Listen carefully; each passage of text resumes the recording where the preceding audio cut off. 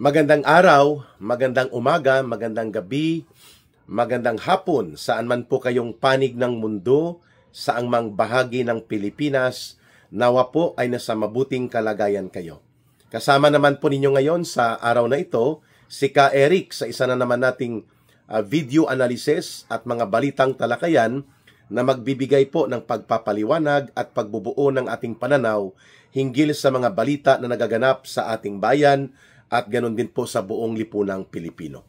Kamakailan lamang mga kababayan, naging very controversial po itong isang political figure, batang-bata. 26 years old lang po ito si Congressman Kiko Barsaga. At siya po ay nagkaroon ng, he took Congress by the waves of controversial statements. Ika nga, no? Una niyang tinawag si Martin Romualdez na siya ang pasimuno sa flood control projects, no? Nauna pa siya sa pag-call out kay Governor Chavit Singson. Sinundan ito ni Governor Chavit Singson na totoo naman ang sinasabi ni Congressman Kiko Barsaga na walang ibang pasimuno sa sindikato ng pandarambong at pangungulimbat ng pondo ng bayan gamit ang flood control projects na umabot po ang halaga sa mahigit 1 trilyon pesos ay walang iba si Martin Romualdez at pati na si Marcos Jr. At yan din po ang pinuntuhan mismo ni Congressman Kiko Barsaga. And then, kinocall out niya ang mga sindikato na congressman na naging involved sa operations ng pang-i-insert, pangungurakot, at mga palusot at mga dinurubo at dinambong na mga pondo na kasama ni Saldico at ng mga alipores ni Romualdez. No? He was not afraid to call out people who are involved obviously sa korupsyon, no? Even to the point na mas matapang pa ang kanyang mga nagiging pahayag kung ikukumpara kay Congressman Toby Chanco na mas veterano ito kung ikukumpara sa kanya, no? Si Congressman Kiko Barsaga is only 26 years old. He belongs to what we call the Generation Z or Gen Z, mga kababayan. Ito yung mga naipanganak between 2000 or 2001 hanggang sa kasalukuyan. So Gen Z ang tawag sa kanila. Kasi ang before sa kanila ay mga millennials, no, mga kababayan.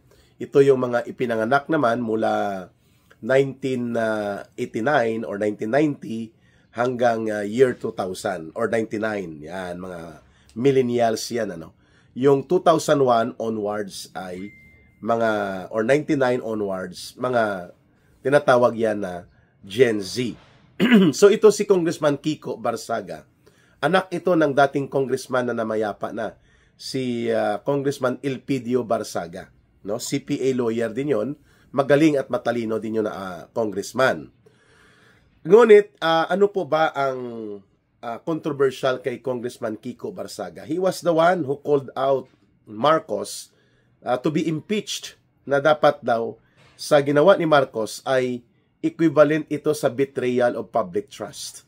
Hindi na po interes ng mga Pilipino at ng sambayanang Pilipino, for that matter, at ng buong bansa ang pinapanindigan at ginagawa ni Marcos bilang presidente, kundi ang pagsusulong at pagprotekta ng kanilang pamilyang interes o pampamilyang interes niya, personal interest niya, at ng political allies nila, including si Martin Romualdez. May punto dyan si Congressman Kiko Barsaga.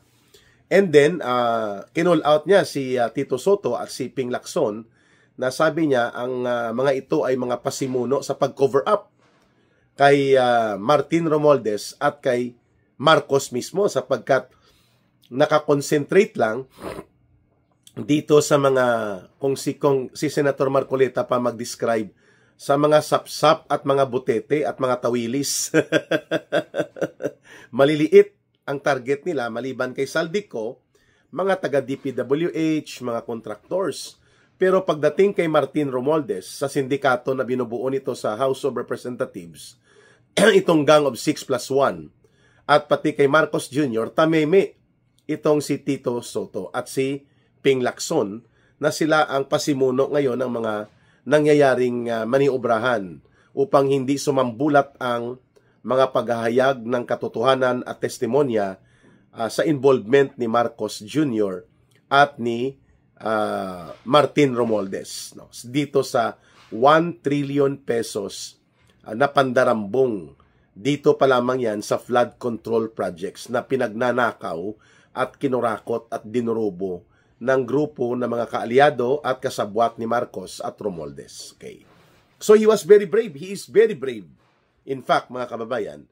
And then, tinawag din niya na anino ng pagiging puppet lang ni Martin Romualdez, itong si Budgie D.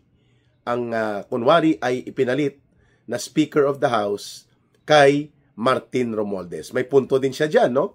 Kaya nga, ayaw din ni Budgie D na maibulgar ang mga katiwalian ng kapwa nila mga kongresista, kaya pinatigil na rin niya ang kunwari ang TRICOM investigation nila sa House of Representatives, no? Na pinamunuan itong kulukoy din na si ex-komunista na si Terry Ridon, na sinipa yan dati sa administrasyon ni Pangulong Duterte. Now, we go dito sa kay Kiko Barsaga. He is now calling for people power. Kasabay din ito po sa reiteration o panawagang muli ni Congressman dating Gobernador Chavit Singson ng Ilocos Sur that there is no way to go for the Marcos government but to go down.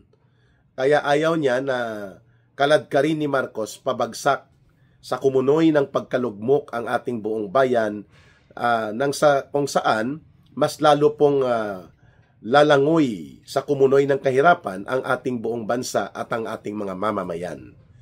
So sabi ni Congressman Kiko Barsaga ay hindi sa malayong mangyari na siya ay ipapapatay. I-assassinate siya o kaya ipapakulong at tatanggalin pa sa pagka-congressman. Sapagkat sabi niya they have the numbers to do it in Congress, lalo na itong kulukoy na involved din sa mga Diskaya Contractors Group.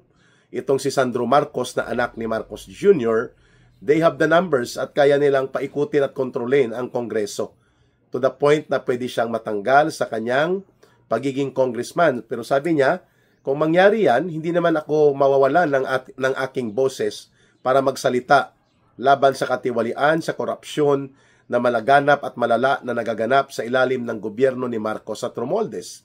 Matapang talaga itong batang ito. First time ko nakakita ng ganitong congressman na may ganitong uri ng paninindigan at lakas ng loob, no? Itong si Congressman Kiko Barsaga. Pangalawa, sinabi niya pag ako ay makukulong daw siya, then I can make my voice from the prison cell. Sabi niya sa kulungan, pwede pa naman ako magsalita at hindi ko pababayaan na mawawala ng boses ang pagtuligsa at pagkondina at pagtutol sa korupsyon kahit nakakulong na siya. Sabi niya, pwede akong kasuhan ng inciting to sedition o kaya yung promoting terrorism, whatever cases that the Marcos Romualdez government might do, they can do it. Kasi kaya nilang i-weaponize ang batas, ang Kongreso, ang lahat para lamang manatili sila sa poder at kapangyarihan at hindi sila mananagot sa kanilang krimen ng pandarambong at pangungulimbat sa pondo ng bayan. Matalas ang punto na yan ni Congressman Kiko Barsaga. Sabi niya, titigil lamang ako kapag ako ay pinatay na. Pero kapag pinatay ako, ang aking mga naisabi na, ang aking nailahad, ay mananatili yan sa susunod pang mga henerasyon o sa mga mamamayan na nakakakuha ng aking mensahe. Doon po ako na-touch, no, sa sinabi niya, mga kababayan. Ganyan po ang isang tamang uri at totoong may paninindigan at mayroong tamang pagtingin sa kalagayan at sa sitwasyon na kinakaharap ng buong sambayanang Pilipino. Mabuhay ka, Congressman Kiko Barsaga. Naway ipanalangin ko at ng taong bayan na mapukaw po ninyo ang damdamin ng mamamayang Pilipino upang kayo po ay samahan sa pagtindig at paglaban na ito upang matapos na ang tinatawag nilang the evil regime of Marcos Jr. and Romualdez. At sa kadahilan ng yan, nais ko ring puntuhan na itong Senado ngayon ay patuloy na nagkakaroon ng bitak at banggaan, no? no less than Senator Amy Marcos ang nagbanggit na she left already the chat group or the Viber group kung saan po nagkakaroon doon ng bangayan ang mga senador. Parang ito ay chat group communication relay center nila among themselves as mga senators, no? At hindi na po siya daw doon nag-join sapagkat wala ding patutunguhan doon, kundi puro lamang mga bangayan o kaya banggaan ng mga punto. At kung kaya, sabi niya, mabuti pa na mag-leave na sa group na ito. So ito I assume na ito ay group chat o Viber group nila. And then, ganun din po, no, binanggit ni Senator Amy Marcos na pinatigil ni Tito Soto at ni Ping Lacson ang supposedly scheduled na hearing ng Senate Blue Ribbon Committee on October 8. So hindi mo na matutuloy mga kababayan sapagkat inaantay pa daw ni Ping Lacson, palusot na naman siya, ang tinatawag niyang verification on the validity of the affidavit or yung sinumpaang salaysay ni Ginoong Orly Gutesa at pati po ang joint affidavit o affidavit, how do you pronounce that? Affidavit or affidavit, be it sinumpaang salaysay ni ng mag-asawang Diskaya. So ito'y mga palusot ni Ping Lacson sapagkat pinipigilan nila ang momentum na sasabog at kakalat ang mga testimonya kung saan maidudugtong at maiuugnay talaga that Saldico and the DPWH criminal gang of syndicate and corrupt officials and the criminal contractors cannot operate by themselves kung hindi po nailagay at pinoprotektahan at pinaandar at binigyang basbas ni Marcos ang ginagawang mga disenyo ng pangungulimbat at pagnanakaw sa kaban ng bayan na ginagawa ng grupo nila Romualdez at ng sindikato nila. The Marcos authority as the president is the root of all the evil doings of plunder and corruption. So may punto po dyan, si Senator Amy Marcos sa pag-question nitong pagkakaroon bigla ng notice of cancellation ng scheduled hearing sa Senate Blue Ribbon Committee. At lumabas din over the weekend na si Senator J.B. Ejercito, Senator Gatchalian at dalawa pang senador, 4 sila, hindi ko sigurado kung kasama dyan si Senator Pia Cayetano at ang magkapatid na Villar, so that would make them 5. Pero si Senator Win Gatchalian at si Senator J.B. Ejercito, kumpirmado na dismayado sila sa itinatakbo ng mga investigasyon sa Senado so that they tend to distance themselves from the majority group na led by Tito Soto and Ping Lacson na naging special agents ng Malacanang at nila Romualdez para imaniobra na magiging damage control ang kalalabasan ng investigasyon sa Senado. So, the situation at the Senate right now is very volatile in terms of alignment of forces. Pwede po sa Lunes o sa Martes, magkakaroon muli ng panibagong majority that can be 13 versus 11. Kasi manipis yun, pero that can make another majority alignment which can make Tito Soto step down as Senate President and then remove again Ping Lacson as the committee chairperson for the Senate Blue Ribbon Committee. Matunog ang pangalan ni Senator Alan Peter Cayetano. Si APC ang tawag sa kanya, no? Si Senator APC. That can be possible kasi siyam sila ngayon. If Senator Pia Cayetano joins the group ng tinatawag na the minority bloc, they will become 10. Minority pa rin. But if J.B. Ejercito and Win Gatchalian will join them, they will become 12. And maybe the Villar brother and sister will join them, or may isa pa, they can make 13 or 14. That can be possible kasi nga lumalabas talaga na si Tito Soto at si Ping Lacson ang mga tirador ng Malacanang at they are working as if they are special agents, operators para kay Romualdez at kay Marcos, the way they conducted themselves in the Senate leadership. So, Hindi po natin masisisi kung magkakaroon ngayon ng pagtingin ang taong bayan that the government under Marcos is a failed government. The institutions are now breaking apart, no? Ang natitira na lang yung Korte Suprema. The legislative body or the legislative branch of government are at loggerheads. They are on direct conflict right now, no? Pilit pinagtatakpan nila Romualdez ang krimen na umalingasaw na nagmumula sa illegal at kriminal na mga insertions at mga unprogram at mga realignment of budget na pinaggagawa nila since 2023, 24, and 25 budget. Tatlong budget cycles yan, ano? At lalo na ang 2025 na pinalusutan nila ng 470 billion pesos ang naveto o ipinawalang bisa ni Marcos, 29 billion lang, pinirmahan niya pa rin ang 431 billion. 431 billion pesos. Mga kababayan. Ibig sabihin po, Marcos is complicit to all of this. Ibig sabihin, siya ay kasabwat at may pananagutan sa mga nangyayaring kasindikatuhan at mga kriminal na mga pagpapalusot upang dambungin at durubuhin ang pundo ng bayan. Okay? At ito pa mga kababayan, ano? When Congress are not in unison, hindi sila nagkakaisa, wala silang ibang gagawin kundi bangayang politikal. Si Senate President dati, o ngayon ay Senador Escudero na lang, wala na siya sa pagiging Senate President, siya po ay binigyan na ng show cause order ng COMELEC na magpaliwanag siya bakit may mga kontraktor daw o may kontraktor na malaki na nag-donate sa kanya ng halagang 30 million pesos which initially inamin naman niya. Pero sino ba sa kanilang hindi tumanggap ng donation?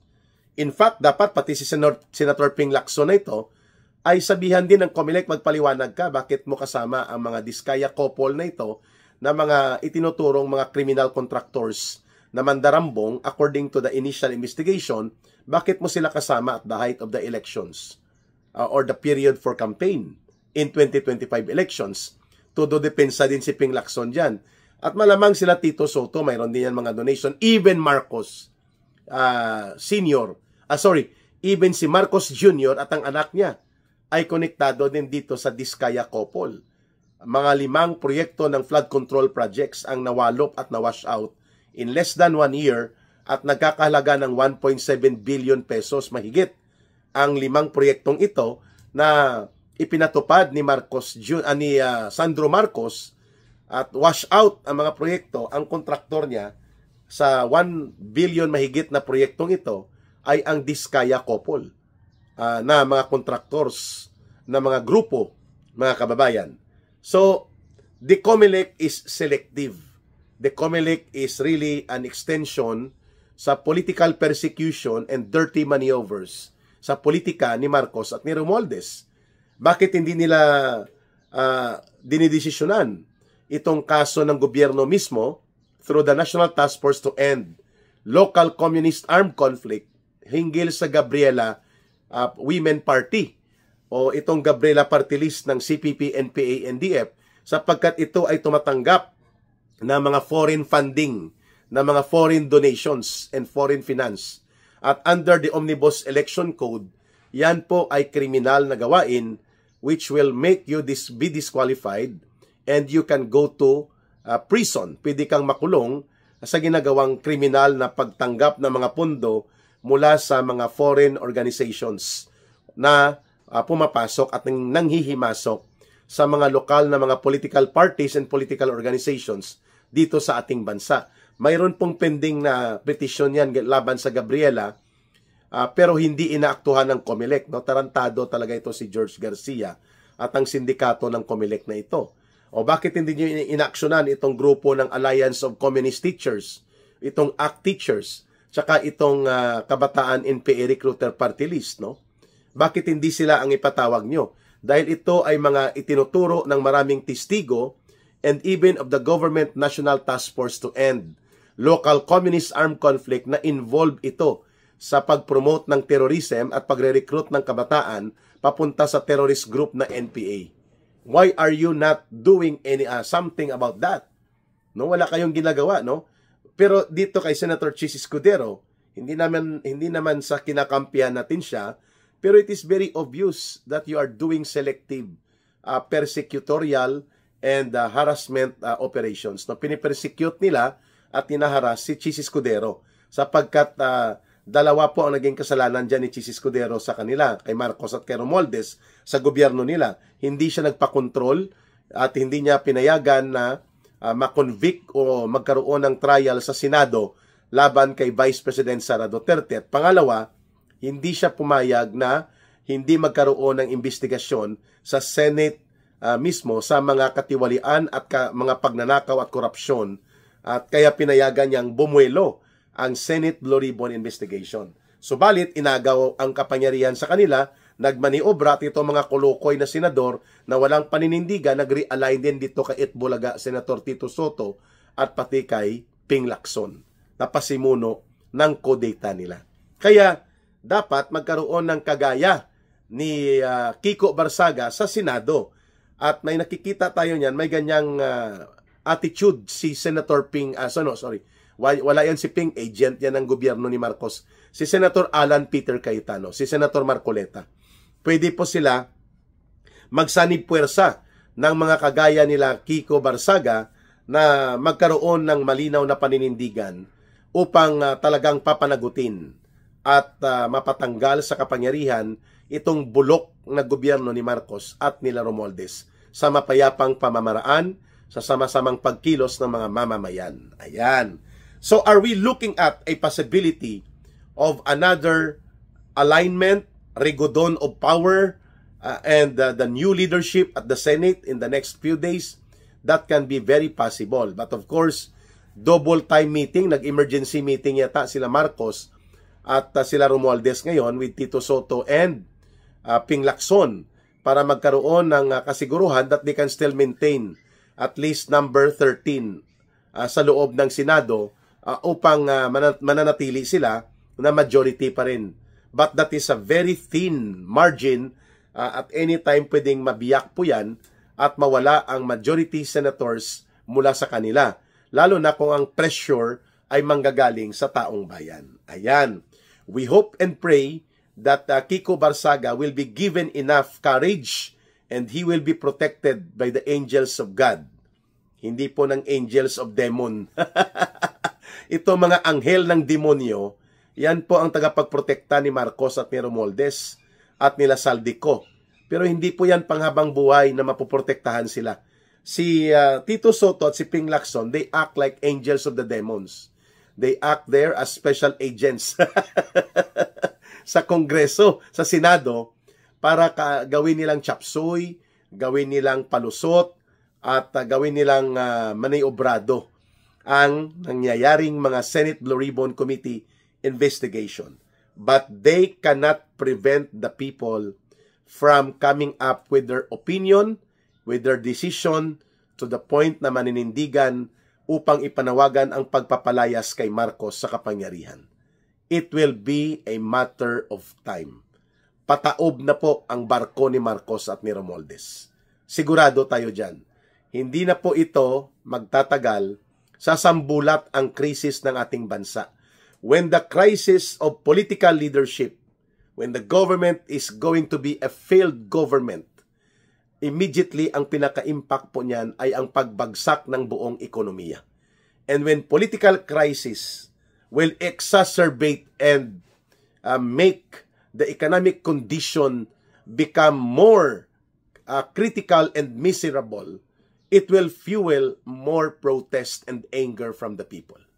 Kapag lumalala ang krisis politika, ang patutunguhan yan, ang proportional effect, lumalala din ang krisis pang-ekonomiya na magre-resulta sa kahirapan, kawalan ng trabaho, pagkalugmok ng mga industriya, at pagbagsak ng buong kalagayang pangkabuhayan ng lipunang Pilipino. At kapag lumala po ang cycle na yan ng aggravating and exacerbating political crisis, the miserable economic condition will also become worse as an economic crisis. Yan po ang cycle ng relasyon ng politika at ekonomiya. At ang pinagmumulan po niyan ay ang bulok na uri ng gobyerno na umiiral ngayon.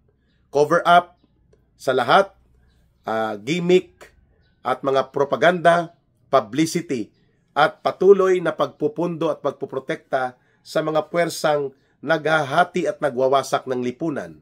Number 1, ang Communist Terrorist Group ng CPP, NPA, NDF, pinupunduhan ni Marcos at nila Romualdez, hindi nila kinoconfront, bagkos pinoprotektahan at ginagamit as special demolition operators and attack dogs upang wasakin ang Duterte political camp at paghati-hatiin ang mamamayan, and later on magiging mahina ang buong gobyerno, and then they will take advantage of that.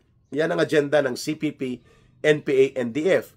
Ginagamit din nila ang hilaw na komunista na grupo ng mga Akbayan Ngiwi Group ni Hontiveros upang magkaroon ng linya kasama itong mga dati na pong nailibing sa kasaysayan ng basurahan ng kasaysayan ng Philippine politics, itong mga sumbi ng Dilawan at Pinklawan. Pinupunduhan din ni Marcos kasama sila Hontiveros upang magkaroon naman ng linya sa mga seksyon ng lipunan kagaya ng Simbahan Katolika at ng ilang mga seksyon ng middle class upang hatiin ito at hindi mapunta sa totoong pagkagalit at pagbangon ng paninindigan ng malawak na hanay ng mamamayang Pilipino. So it appears na nagkakahati-hati ang mamamayang Pilipino. That kind of formula of special political mercenary operations, kagaya po nila De Lima, Trillanes, Hontiveros at mga kabalahibo nila, and then mayroon pa silang minimaintain na Kiko Pangilinan, Bam Aquino, Ping Lacson at Tito Soto ng mga operator naman at Rapi Tulfo, Erwin Tulfo sa taas ng Kongreso o sa Senado. Makikita natin na ito ay mga tactical survival mode ni Marcos. Pero ang mayoriya ng mamamayang Pilipino, hindi na po yan mapipigilan. It's a matter of time that another sovereign action of the people to collectively call out and make Marcos leave Malacanang and become ousted as another Marcos na pinalayas sa kasaysayan ng politika at ng buong bansa, hindi po malayong mangyayari yan, mga kababayan. At yan ay magaganap sa patuloy po na pagtanggi ni Marcos at kanyang pagbulag-bulagan at pagbibingi-bingihan na kanyang tugunan ng totoo at seryoso ang kalagayan ng buong bansa, kung saan nalulugmok ang politika, nagkakaroon ng bangayan sa institusyon ng gobyerno to the point that there are now indicators of failed governance na hindi na maaampat at lumalala at lumulubha.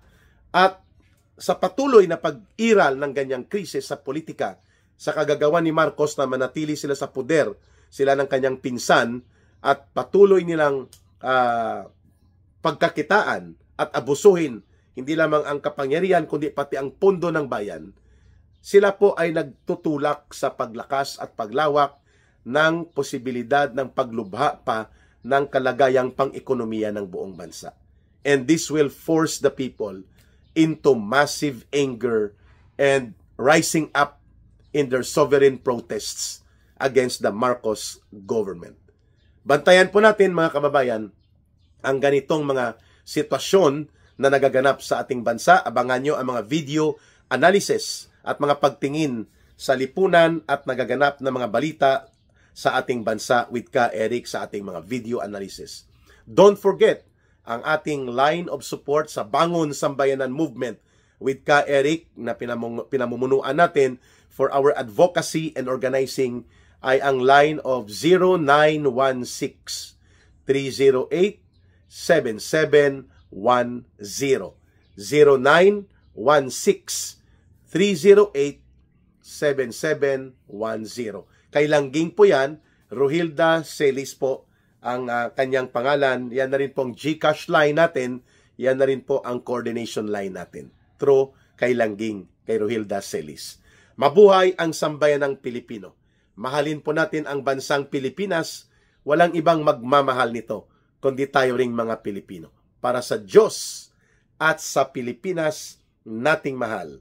Ito po si Ka Eric, and I always ask that may God bless you and your family, and may Allah will be with those to our Muslim brothers and sisters.